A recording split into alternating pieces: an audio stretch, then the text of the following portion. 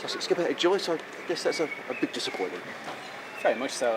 Obviously after the first two games on a high, and then we've been blown away in this game, really beaten by an innings. So we've blown two teams away, and then we've blown away ourselves. So I think that shows the nature of this division. There's a lot of good teams, and if a team gets on top, they tend to keep the foot on the throat. And it's fair play to Somerset, they did that. I thought they bowled really well, but I thought they set the game up the way they batted on the first day, and with 32 overs to bowl, and I thought we bowled exceptionally well. But Compton and Trescothick in particular batted really well in very tough conditions, and I know they were 3 or 4 down overnight, but actually that was the period I think where we could have gotten 6 or 7 down, perhaps taking the game away from them. So they were excellent in that period, and then they bowled well on the wicket. There was always assistance there for the bowlers, and they exploited that really well.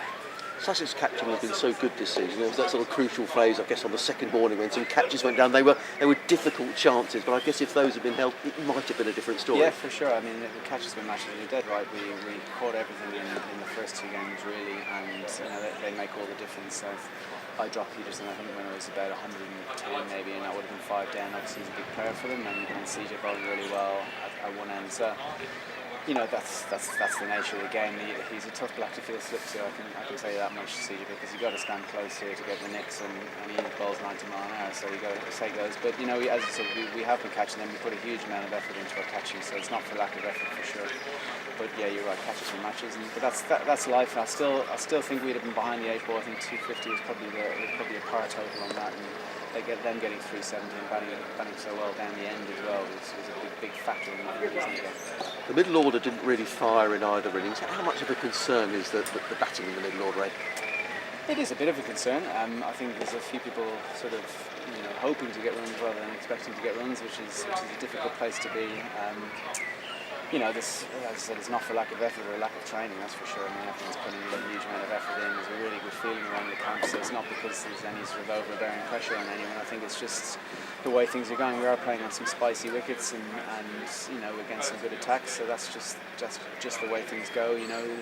There is a chance that we could have Chris and Ash, Luke, Ride, Matt Pryor back from the next game. So there's a bit of pressure on a few people, and I'll miss the next game. So that's it's probably good that we have a few people coming back. So there's pressure for players. That's the way it should be. And I was going to ask you about that. You're away with Ireland. The next game, you've been in terrific form. It's probably not a game you want to miss up at Old Trafford. I don't really want to miss any Sussex games, but I don't want to miss Ireland games either. So these are big games we have against Sri Lanka. Ireland have against Sri Lanka. I can't wait to play on those. But you're right. I'm in really good form in 4-day cricket for Sussex, and loath to miss a game in that kind of form. Lancashire, good team. I don't know how they're going against Northampton's going today, but they're a good team. They've got a good attack, and they bat a long way down. So that's going to be a hard game for us. But as I said, if I was going to miss a game, it's nice to think we have 2 or 3 international quality batsmen coming back in. So hopefully we've got enough firepower in that game to do well. And what is the current situation with Chris Nash, Luke Wright? I guess Matt Pryor is a little bit governed by England. I don't know if Matt is or not. I think Matt is coming back from a fairly serious injury, and he's just trying to make sure when he does come back he's able to play the game fully and properly, and possibly able to keep as well. So he's trying to get back in the England Test team as keeper. So whenever if he's fully got over that, he'll come back in and play, and we fully respect that. And that's the way, absolutely the way it should be. Chris and Luke played in the second team game this week, are playing in the second team game this week, and both got 60, so they seemed a good nick, and we felt they felt as well that they needed to sort of play a second team game before they were ready to play in the first class game in a high quality competition. So as they come into contention next week, and someone's got captain the team as well. So I was going to ask that. Well, Chris is vice captain, so I would have thought that if he plays, he would definitely do it, and if he's not right, then we'll have to make a decision.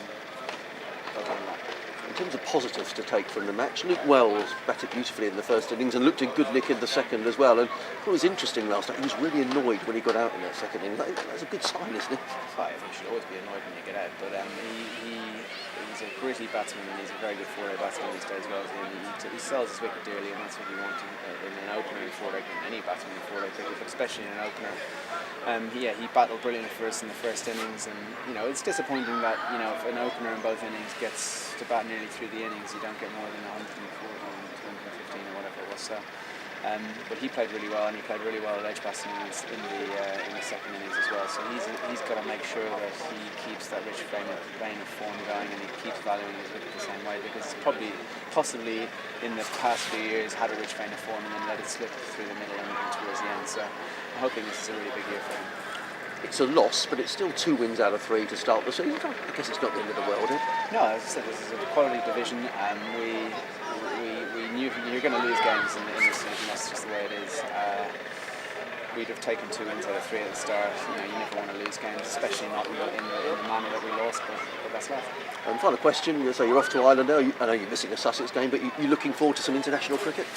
Can't wait for those games. We're playing the 2020 World Champs, obviously big games.